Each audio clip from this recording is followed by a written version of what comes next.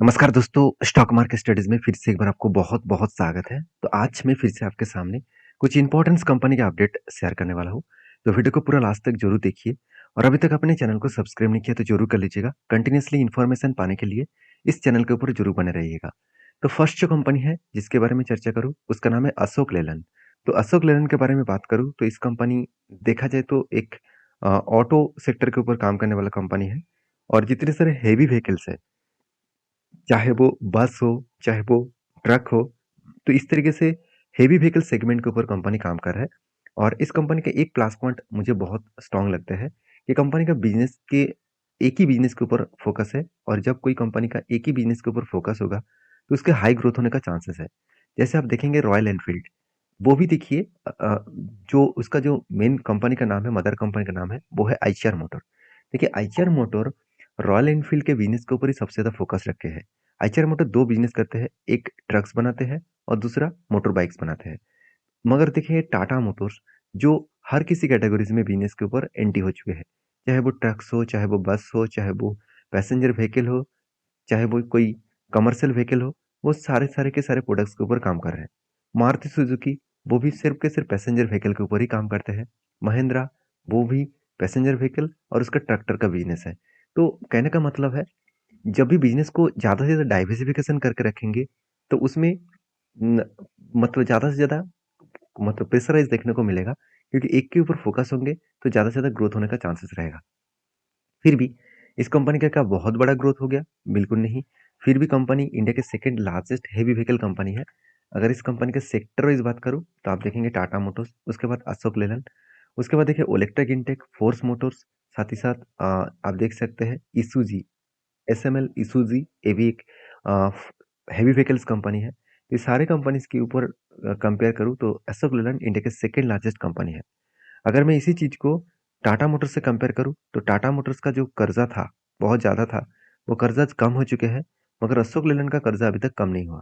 तो कम होने के ना होने के बाद भी कंपनी क्या कर रहा है, खुद का प्रॉफ़िट को मेंटेन्स कर रहा है। अगर मैं क्वार्टरली रिज़ल्ट के बारे में बात करूँ, तो आप देखेंगे कंपनी के सेल्स में कमियाँ नहीं हुआ। सेल्स इस बार हाईएस्ट हुआ। एक्सपेंस को भी कंपनी कंट्रोल में रखे, उस बेसिस में कंपनी का नेट प्रॉफिट जो 186 करोड़ के आसपास देखने को मिला था, वो बढ़ के हो चुके हैं 569 करोड़ के आसपास। तो हाई लेवल का प्रॉफिटेबिलिटी देखने को मिले। तो प्रॉफिट जितना बढ़ा, उतना ही कंपनी का ग्रोथ होने का भी चांसेस देखने को मिलेगा। तो एज़ ए इन्वेस्टर, प्रोमोटर से लेकर एफएसडीएस पब्लिक हर किसी व्यक्ति का अच्छा खासा होल्डिंग्स यहाँ पे देखने को मिले हैं।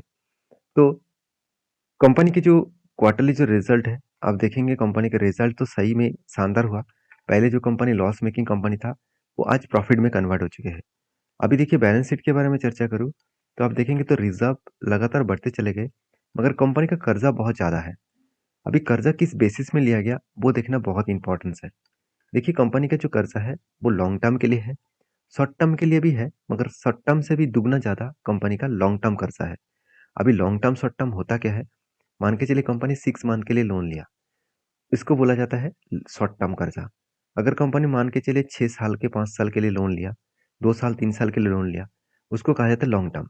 तो जब कंपनी का लॉन्ग टर्म पीरियड के ऊपर काम देखने को मिलता है, तब वो लॉन्ग टर्म के लिए ही कर्जा लेते हैं। मान के चलिए कंपनी को 150 बासेस का ऑर्डर मिला, तो 150 बासेस तो 1 साल में नहीं बना पाएंगे, तो उसके लिए टाइम लगेगा। तो 1 साल के लिए कर्जा लेकर वो क्या करेंगे? तो इसीलिए वो लॉन्ग टर्म के लिए कर्जा लेते हैं। तो कंपनी को लगातार-लगातार प्रोजेक्ट मिलते जा रहे हैं और ईवीज़ बसेस का जो प्रोजेक्ट है, वो कंपनी को बहुत तेज़ी से मिलना स्टार्ट हो चुके हैं। अभी कंपनी सिर्फ ईवीज़ बसेस के ऊपर नहीं, हाइड्रोजन बसेस के ऊपर भी काम कर रहा है। तो इस कंपनी के ऊपर एक ही बात कहूँगा कि इन्वेस्टर इसीलिए बने हुए हैं क्योंकि कंपनी में स्ट्रेंथ है। कंपनी कितना रिटर्न दिया, चलो मैं एक बार आपको दिखा देता हूँ। अगर रिटर्न के मामले में बात करूँ, तो कंपनी का जो रिटर्न मिला, आप ध्यान से देखेंगे तो अशोक लेलैंड का जो 3 मंथ्स का जो डेटा है, उसमें आपको लॉसेस दिखेगा, 4 साढ़े 4%।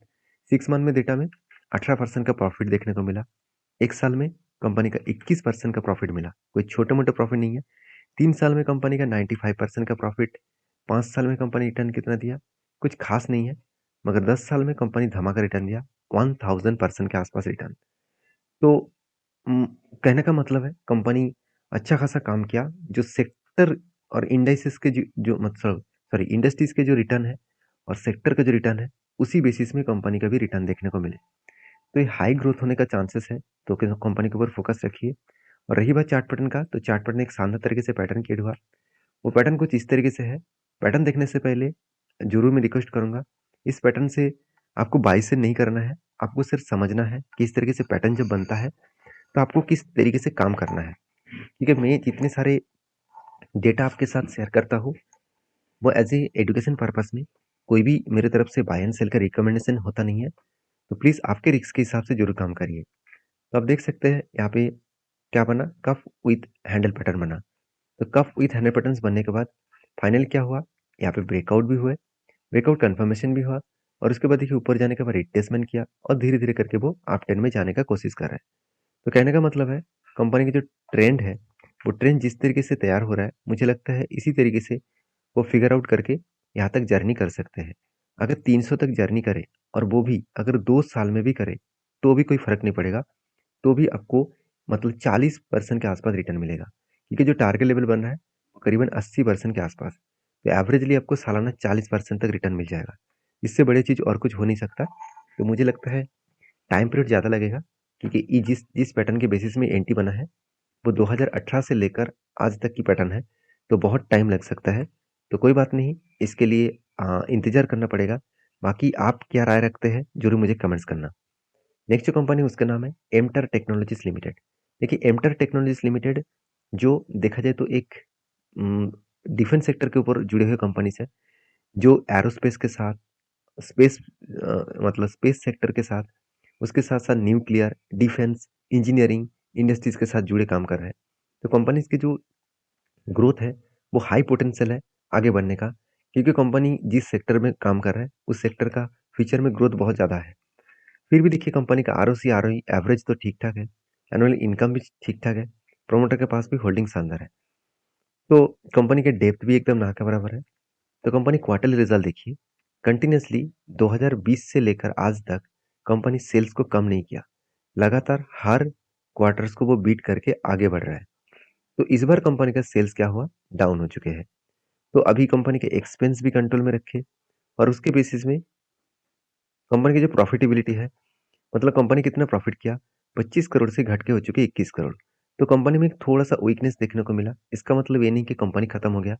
अगर मैं साल भर की बात करूं, तो साल भर में आपको प्रॉफिट जो है वो लगातार बढ़ता हुआ देखने को मिलेगा। तो एक क्वार्टर में कंपनी का सेल्स प्रॉफिट कम हुआ, इसका मतलब कंपनी बेकार हो गया, ऐसे कभी भी मत सोचना। तो कंपनी देखिए रिटर्न कितना दिया, 40% का एक साल में। Sales growth, profit growth, return of equity, सब कुछ आपको बेस्ट तरीके से देखने को मिलेगा, सब कुछ बेस्ट तरीके से। अभी एज ए इन्वेस्टर, प्रोमोटर से लेकर एफएसडीएस पब्लिक, हर किसी के पास अच्छा खासा होल्डिंग्स देखने को मिलेगा। तो इस कंपनी के ऊपर बैलेंस शीट के बारे में चर्चा करूं, तो रिजर्व जो है वो 27 करोड़ से बढ़ के हो चुके 600 करोड़ के आसपास।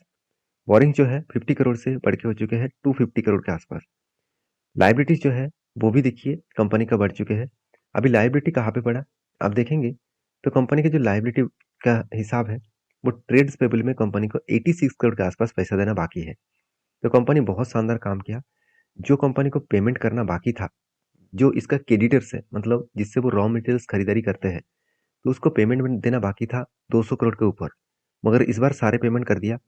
सिर्फ ना के बराबर पेमेंट बाकी है, और कंपनी के हाथ में और रिजर्व जितना है, उस बेसिस में बेस्ट परफॉर्मेंस हो रहा है। कंपनी के देखिए CWIP में 70 करोड़ के आसपास पैसा लगा के रखा। अभी CWIP होता क्या है, कैपिटल वर्किंग इन प्रोसेस। इसका मतलब है कंपनी कितने पैसा खुद के बिजनेस के प्रोसेसिंग में, मतलब मान के चलिए कंपनी कोई प्रोडक्ट बना रहा है, इस प्रोडक्ट को प्रोसेसिंग में जितना पैसा लगने का जरूरत है, वो पैसा कंपनी यहाँ पे लगा कर रखे है। तो वो प्रोसेसिंग होने के बाद वो पैसा कहाँ पे दिखेगा, फिक्स्ड एसेट में ऐड होता दिखेगा। तो ये भी कंपनी के लिए एक प्लस पॉइंट के हिसाब से देखना चाहिए। तो एज ए इन्वेस्टर, प्रोमोटर से लेकर एफएसडीएस पब्लिक, हर किसी के पास इन्वेस्टमेंट है, क्योंकि हर कोई चाहते हैं इस कंपनी को वो रहने के लिए। बाकी इस कंपनी के जो डिलीवरी का डेटा है, अगर परसेंटेज वाइज देखूँ, तो कंपनी 30 to 50% के आसपास डिलीवरी का परसेंटेज देखने को मिला। अब इस कंपनी के चार्ट पैटर्न्स के बारे में बात करूँ, तो कुछ इस तरीके से पैटर्न बना, शोल्डर कम हेड कम शोल्डर बना। फाइनली क्या हुआ, ब्रेकआउट भी हुआ, ब्रेकआउट कंफर्मेशन भी हुआ था। तो मैंने आपको ये भी बताया कि जब इस तरीके से पैटर्न क्रिएट होता है, तो आपको मार्किंग करना है, और मार्किंग करने के बाद आपको यहाँ पे जो हेड का जो साइज है, इसको मार्किंग करना है। वही रेंज के बेसिस में यहाँ पे टारगेट आपको मिलेगा। तो देखिए कब मिलेगा, किस तरीके से मिलेगा वो तो अलग बात है, वो किसी को पता नहीं होता। अगर कोई बता रहा है कि 2 मंथ में मिलेगा, 3 मंथ में मिलेगा, मेरे हिसाब से वो गलत बता रहा है। उसका कोई अंदाज़ा ही नहीं है कि इस तरीके से कंपनी के ऊपर नहीं, किसी भी कंपनीज़ के ऊपर कब टारगेट मिलेगा, कोई भी बोल नहीं सकता। वो 1 मंथ में भी मिल सकता है, 1 साल में भी मिल सकता है। तो अगर इस एंट्री लेवल से टारगेट तक मिले, तो करीबन 50% के आसपास टारगेट प्रॉफिट मिल सकता है। तो बाकी आपकी क्या राय है? ज़रूर कमेंट्स करके बताना। नेक्स्ट जो कंपनी है उसका नाम है बीएससी लिमिटेड। देखिए बीएससी लिमिटेड जो है वो देखा जाए तो इंडिया के सबसे पुराना स्टॉक एक्सचेंज है। सिर्फ इंडिया के नहीं, एशिया का सबसे पुराना स्टॉक एक्सचेंज है। अगर बीएससी के बारे में बात करूँ तो कंपनी का जो मार्केट कैप है वो 29,400 करोड़ के आसपास है। कंपनी का पी रेशियो है वो देखा जाए तो उतना ज़्यादा पी रेशियो हाई, मतलब उतना ज़्यादा कम नहीं है, पी रेशियो बहुत हाई है। तो कितना हाई है अगर मैं बता दूँ, कंपनी का पी रेशियो टॉप लेवल में है। तो कंपनी का एवरेज पी रेशियो कितना है? 26 है। तो 26 एवरेज पी रेशियो और कंपनी का करंट पी रेशियो है 84। इसका मतलब बहुत हाई है और इस हाई पी रेशियो के हिसाब से कंपनी अभी ओवर वैल्यूड हो चुके हैं। इसका मतलब कभी ना कभी करेक्शन होने का चांसेस रहेगा। देखिए जो लोग सोच रहे हैं कि इस हाई लेवल में भी खरीदारी करना चाहिए, मेरे हिसाब से कभी भी इस तरीके से सिचुएशन में बाइक नहीं करना चाहिए। क्यों? क्योंकि देखिए वॉरेन बफेट जी ने एक बात कहा कि अगर आपको मार्केट से पैसा कमाना है तो हमेशा आप डिस्काउंट प्राइस में खरीदारी करिए। टॉप लेवल में कभी भी खरीदारी मत करिए, क्योंकि टॉप लेवल में वो लोग खरीदारी करते हैं जो लोगों को मार्केट के बारे में पता नहीं है, जो लोग फोमो बाइंग करते हैं। अगर तो आप कहेंगे सर कौन सा लोग डिस्काउंट में खरीदारी करते हैं और कहाँ तक हमको डिस्काउंट मिल सकता है? देखिए इसके लिए कुछ टेक्निकली चार्ट पैटर्न देखना पड़ेगा, जो मैं आपको अभी दिखाऊंगा। उससे पहले कंपनी का परफॉर्मेंस देखिए। कंपनी की इनकम सही सही में सचमुच ठीक ठाक है और डेप्थ एकदम जीरो है। कंपनी की प्रोमोटर के पास होल्डिंग जीरो है। अर्निंग पर शेयर ठीक ठाक है।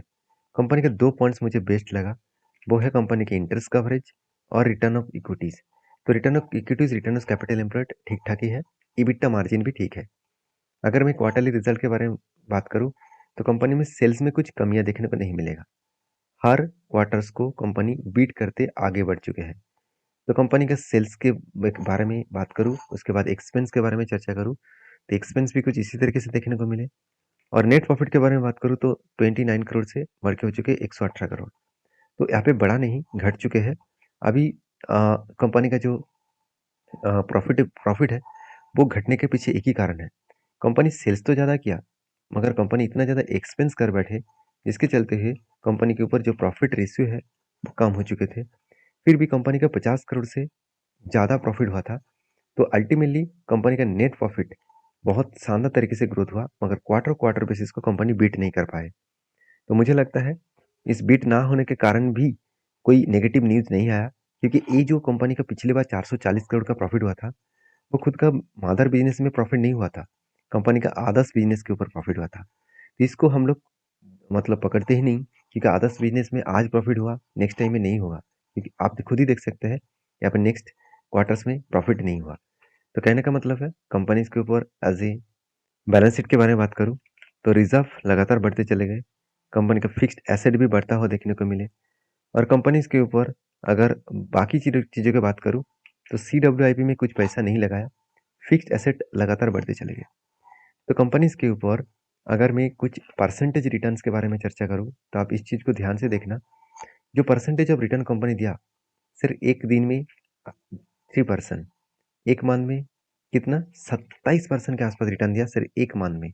और 3 मंथ में कितना करीबन 140%, 140% के आसपास रिटर्न दिया सिर्फ 3 मंथ में। सोचिए कितना धमाका कंपनी परफॉर्मेंस किया। 6 मंथ में कितना 300% का रिटर्न।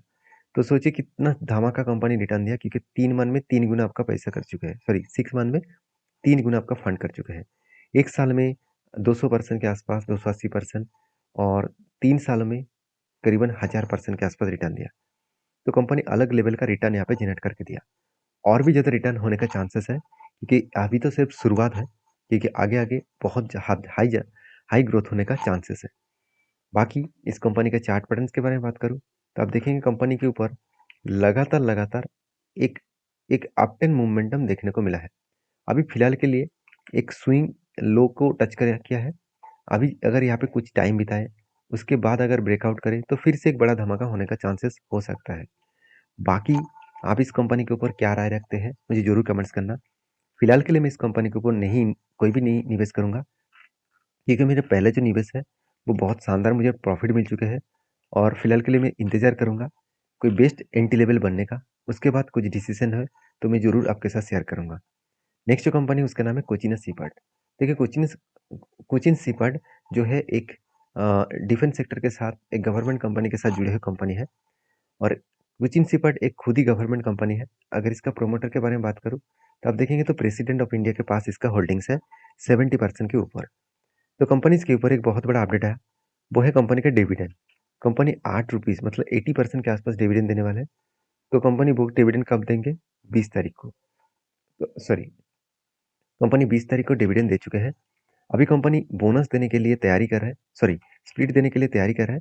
कंपनी का जो फेस वैल्यू 10 रुपये है, वो अभी 5 रुपये बनने वाला है। इसका मतलब हर एक शेयर में कंपनी आपको 2 शेयर मिलने वाले हैं। तो अभी इस कंपनी के ऊपर क्या होना चाहिए, आपके क्या राय है, मुझे जरूर कमेंट्स करके बताना। वीडियो में अगर जानकारी अच्छा लगे तो प्लीज़ लाइक करना। आप डीमैट अकाउंट अभी तक ओपन नहीं किया तो नीचे लिंक से ओपन कर सकते हैं। मिलते हैं नेक्स्ट वीडियो में। धन्यवाद।